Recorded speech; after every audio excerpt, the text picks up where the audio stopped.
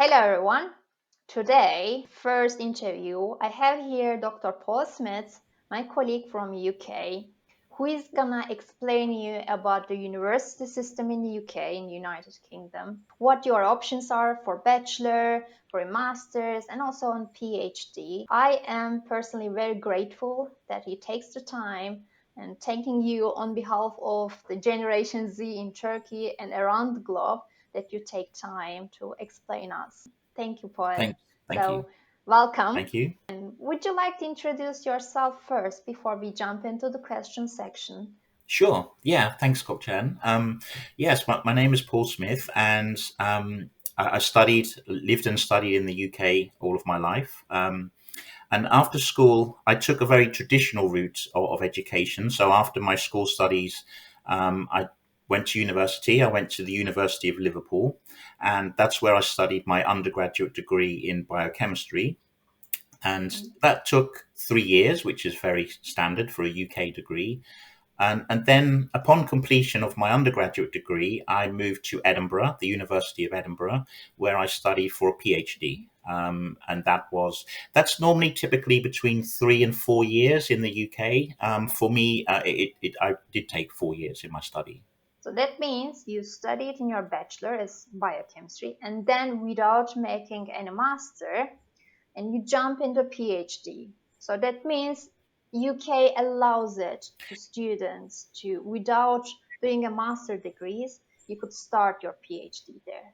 Yeah, that's right. And I think that's one difference to many other countries. So in the UK, it's actually that the normal process is to go from your undergraduate to your PhD. There's no requirement to do a master's degree. And it's more typical that it's a choice that you would take. Do you want to do a master's or a PhD? So that's Mm-hmm. really the decision at that level. But there's no need to do a master's in between the undergraduate degree and the PhD. The only exception can be, in some cases, if you do not receive the required grade at your undergraduate degree to enable you to go straight to a PhD, you can then take a master's and to then enable you to then go on to do a PhD. So it can be a route to actually get into a PhD if your grades were not good enough at your first degree. Mm-hmm. Okay, that's very interesting information because you would know in not every part of the world has this kind of system.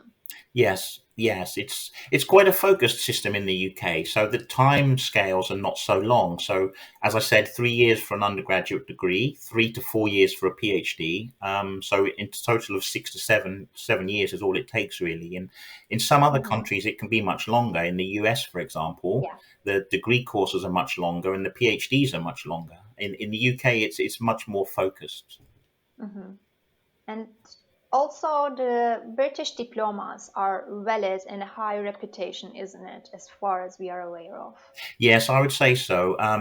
The British universities have a very good reputation globally, Mm-hmm. and so I think a British degree and a British PhD is very well recognised throughout the world. Some of Mm-hmm. the British universities have very high standards of research, and so yeah, I would say so. Okay, that's really great information because everyone is curious of the validity of the degrees. When you do it in a foreign country, would it be valid everywhere actually? So that's very interesting and important information. One question on top. So after PhD, if you decide for an academic career, let's say you want to be an academician, a research assistant, is it possible after doing your PhD as a postgraduate to work at the university? Yes, it is. If you wish to have a career in academia, then the standard route would be upon completion of your PhD to then work at the university in a postdoc position. And that's relatively straightforward to organize and to find a postdoc position. There are many postdoc positions available.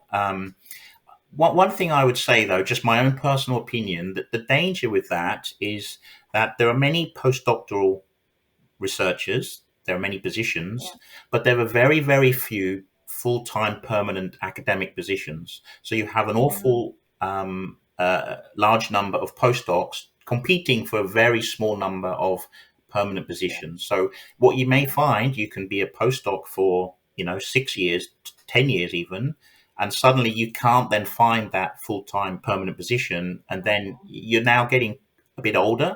So if you now Yeah. want to try and move into industry, you're competing with people that are much younger than you. That can be quite a Hmm. challenge. Yeah, it is really challenging. So I was thinking, would it be possible or would it be better when you start working in the industry already and also continue with your postdoc? Is it possible to combine industry and academia? Not that I'm aware. Not so straightforward. No, not that I'm Okay. aware of that. Yeah, so it's just for the academic career. If they want to continue after the PhD, then they should focus on the university life. That's right. That's right. Yes, if you Okay. want if you want to remain in academia and have a continuous academic career, then you need to remain at university and study for a postdoc. I see. Okay, that's important that they decide which route they want to take, because otherwise, as you said, they can get much more older, but they couldn't find any position in the industry, or they are too late for the university career. So that's Yes, valuable. I Hmm. agree. And for my personal opinion is that you should have a plan, have a focus on where you Hmm. want to end up, rather than just one danger can be that you just move from one step to the next step without really Yeah. thinking too much. And then, as I was explaining a moment ago, you can then end up at a dead end. I think it's much better to know what you want to do, ultimately, and then pick the correct steps to get there. So if you want an academic career, then it's good to continue along that path. But if not, if you think you want to end up in industry, then I think to plan for that from the beginning is the best option. Hmm. Okay. Okay. That's very simple to understand. Bachelor with or without master, and then PhD. And Yes, for academia, they would stick with postgraduate yes, studies. And yes, if they wanna continue with the industry, they could either work during their PhD, isn't yes, it? They could work, yes, or they could fully concentrate on their PhD and thesis. yes, that's right. And just an additional point, Gokshan. Yeah. Of course, another option is actually to enter industry after your undergraduate degree. There's no requirement to undertake a PhD. It's just that Mhm. when you have a PhD and you go into industry, you normally enter at a higher position within the Yes. structure of that company. So it's kind of Yes. a good head start within the industrial situation. Yeah. You can, of course, enter industry after your undergrad, but then you would come in at a lower level. Yeah, that's true. I can relate myself with that because after master I started as a scientist, but if you have a PhD, you could end up starting as a manager maybe Yes, in yes, a company, isn't it? yes, yes. Okay. Okay. That's good for everyone to understand what are the benefits and what are the advantages or disadvantages when they take this route fully or they start working earlier.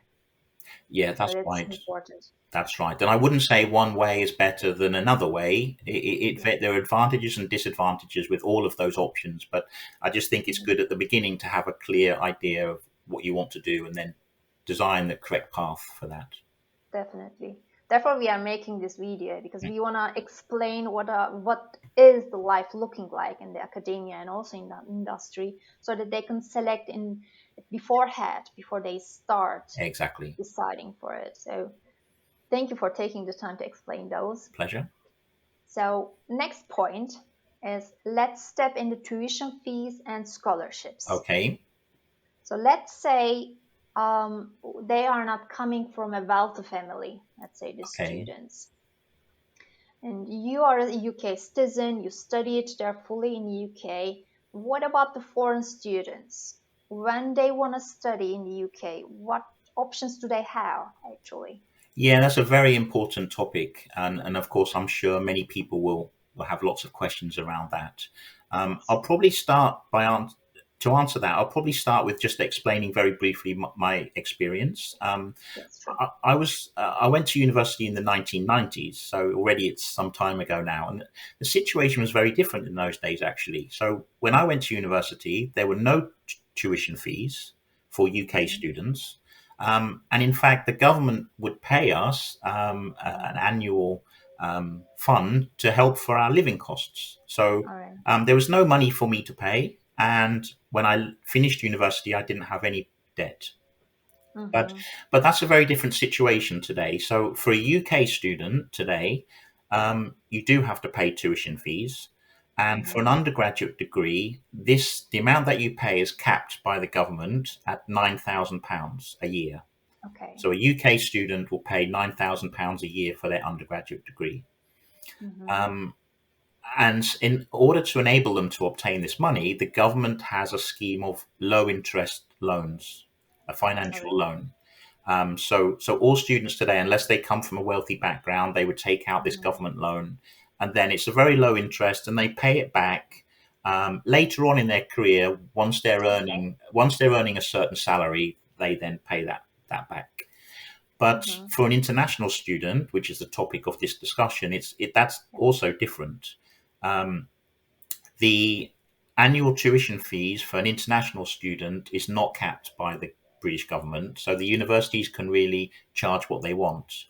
Mm-hmm. And I did a little bit of research and found out that the cost for an international student is around 20 to 30,000 pounds per year. So it's a Per considerable amount of year. money. Okay. Yeah, Yes.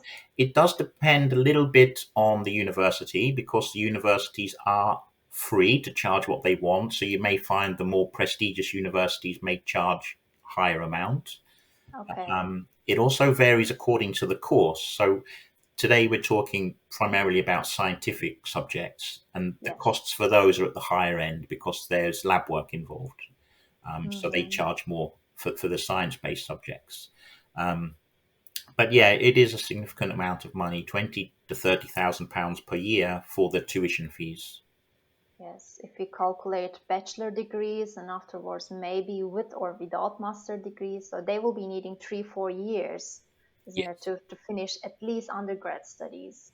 yes. But one important point I wanted to make though is that I have just learned from doing a little bit of research that in the UK, 20% of all students are international students. So Mm-hmm. it means that there are many opportunities. It's 1 in 5 UK students are from abroad, so there are many Mm-hmm. opportunities. Yeah, that's very important too. I mean, if they are open, the universities are open to foreign students or not. That's also a very important question. Obviously, the universities in the cities, big cities, compared to in the countryside, might differ as well, isn't it? The life costs and also the Yes. university tuition fees might vary. Yes, yeah, that's very true. Hmm. So the UK is, I would say, is a relatively expensive country to live in, relatively speaking, but it does vary enormously depending on whereabouts in the country you are. So obviously, London is the most famous destination, but by far that is the most expensive place to live. Accommodation Hmm. costs in London is very expensive compared to the Yeah. rest of the country. And you'll find there are lots of variations. As a general rule, the north of the country is a cheaper place to live than in the south. Okay. Um, Okay. but there are variations. You need to kind of look at particular details of where you're planning to move Hmm. to. But like you said, some universities are in the middle of a city. Some universities are in a more of a rural campus. Yeah. Lots of different opportunities there. They need to choose, also depending on their financial situation, Yes. obviously. I would like to ask you, is it possible for foreign students to work during their studies? Is there an option at all for Yes, them? yes. I would say that would be relatively easy. There are opportunities for students, whether they are British or international students, to work in the evenings or the weekends in Hmm. restaurants, cafes, bars, shops. There are many opportunities, and the pay should be reasonably good because in the UK we have a minimum hourly rate for for, Okay. for employment. So it's not like you can be earning a very low pay for any work you do. You should be getting a good amount of money. So yeah, that's a good option. And for example, what I did, I didn't work during term time whilst I was studying, but then in the summer holiday, which is relatively long, I worked 5, 6, 7 days a week during the summer for about Hmm. 10 weeks, and I earned enough money in those 10 weeks to then really give me a good standard of living throughout the next academic year. Could they work there? Where could they work? That's a good option, as you mentioned. Yes, Okay, they should bear that in mind. I suppose I don't know the reality of this, but I suppose you would need to check the details of your visa, Hmm. just to check that the visa enables you to work in part-time employment whilst you're here. Because I'm assuming the student would have an educational visa, so just to check that that would allow you to work. But I would Hmm. think it's not a problem. Okay, that's probably they will be allowed to up to 20, 25 hours a week or some Yes, kind of I would visa, expect so. student visas. Yeah, I Yeah. would expect that because in Germany it's the same. You Right, have an amount per week that you are allowed to work. right. Yeah, I would expect so. Yeah. Okay. Now we could jump into dormitory and accommodation Okay. questions. Okay. So did you stay in a dormitory or did you rent a flat? How did you handle that at I that actually time? stayed when I was an undergraduate. I stayed in dormitories for the full 3 years, which is not so Hmm. common. I would say that I certainly in the 90s when I was at university, the most common Hmm. situation was to stay in a dormitory in your first year, and then Okay. to move into private accommodation with friends. Sharing an apartment in your second and third years. But I just preferred to Okay. stay in the dormitory the full 3 years. So Um, you enjoyed more dormitory life? Yeah, I did. I enjoyed dormitory life, and for me, it was easier just to stay in dormitory where your meals are provided and Yeah. things like that. And I don't know, but I would expect the universities would take extra care for students coming from other countries, and I'm sure that they would Yes. look after them and probably organ. They're going to be familiar with the needs and requirements of international students regarding accommodation. Yeah. Agree. And in Germany, the same. If you're a foreigner student, they more pay attention Yeah. where you stay, what you are dealing, if you have a bike or not, because you might want to Yes. ride a bike to the university. Yes. So these are more taken care for foreign students, Yes. isn't it? Yes. And that's a good thing. Yes, yes, yes, yeah. No, the international students are, are very well looked after. I would say. Okay, perfect. That's great to hear, really. And what about the cost? Do you remember or do you know how much approximately do dormitories cost? Well, my experiences will be very much out of date now, but just did a little bit of research, and Mm-hmm. approximately on average, accommodation costs in a student dormitory would be about £150 a week. So A we're week. looking Okay. at about £600 a month. Okay. Yeah. 600 pounds a month. Yeah. That's good money Yes. for staying in dormitory. That they should consider these students before stepping in UK. Not that they are run out of money during their studies and Yeah. stress them out. Yeah, that's right. Yeah, so accommodation in general is relatively expensive in the UK. Hmm. And just one clarification, Gökçehan, when we're saying dormitory, just to be clear, that's Hmm. normally in the UK we refer to them as halls of residence, and they're like an Okay. apartment block, and you have Yeah. your own room. And Okay. You have a corridor and you have separate exactly, rooms exactly. and you share a bathroom and the toilets. Is Yes, it the case? yeah, that's about Okay. it. Yeah, Okay, like in the movies, because we see such, let's say, yeah, houses of accommodation and movies, and they have some separate rooms and the hall. that's it. Okay, Yeah, yeah, that's it. that we can imagine, I guess, as foreign people who want to study there in the UK. Right. One last question before we finish this session is how much budget do you think per month they would require as a student to survive in the UK? That's a very good question. That's a very good question. I mean, what are the main costs? So accommodation we've discussed. Obviously, entertainment because students normally like to socialize and Hmm. to go out in the evening. But the good thing about being a student in the UK is that there are lots of discounts available. So Okay. you find that even in shops, in cafes, in bars, even if you're a student, you generally have discounts, or there may be a discounted evening where for students it's a much lower price. So Hmm. yeah, I think once you've counted for the tuition fees and the accommodation fees, I don't think Yeah. you need an awful lot to live on really. So Hmm. maybe I mean, if the accommodation's £150 a week, Yeah. £200 a week would be more than enough, I would expect. Okay. Okay. 200, so that makes like 800, let's say 1,000 pounds maybe per month. Would it Maybe. be a bit tight? Probably. But they could survive with this money when they also additionally work on top of that. Yes, exactly. Yes, if you can work in employment either in the Yeah. evenings or weekends, or in the Yes. holidays, then that Yeah. supplements. That's sort of what I did actually. So the money that the government gave me to cover my living Hmm. costs, that really sort of Hmm. covered the accommodation and the main other expenses like food, Yeah. etc. But to have Yeah. any sort of additional living costs like entertainment, things like that, that's why I worked in the summer, just to supplement that income. Hmm. That's doable and feasible. I mean, if Hmm, perfect. And these were really valuable information. We thank you. started from different states of the universities, from bachelor to PhD and postdoc, and we talk around tuition fees, living costs, dormitory and accommodations. I guess today we covered really much information for foreign students, and they will be thanking you afterwards when I upload it in YouTube on Sunday. So if we receive any questions as comments, I will go back to you and ask that additional questions came from the audience. But for now, I'm really thanking you for your time and doing all the research to be up to date and giving the most valuable information to us. No, thank Thank you you very very much. much, Paul. Thanks. No, I enjoyed it. It was a pleasure. Thank you. That's great. And we will be seeing you guys. And if you have any questions, please don't hesitate. Me and Paul will try to find out the information you will be needing.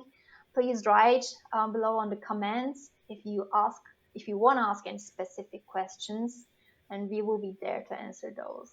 Thank you very much again, Paul, and hopefully see you for another topic to discuss. Great. Thank you very much.